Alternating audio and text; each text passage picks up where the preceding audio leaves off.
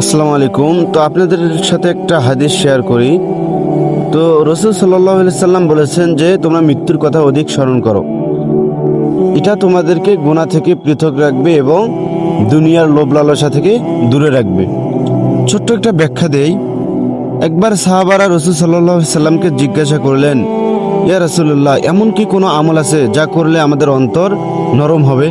তখন রসুল সাল্লাল্লাহু আলাইহি সাল্লাম বললেন, তোমরা মৃত্যুর কথা অধিক স্মরণ করো এবং কবর জিয়ারত করো, কারণ এসব করলে তোমাদের দুনিয়ার কোনো লোভ লালসা তোমাদেরকে আক্রমণ করতে পারবে না এবং তোমরা গুনাহ থেকে দূরে থাকতে পারবে।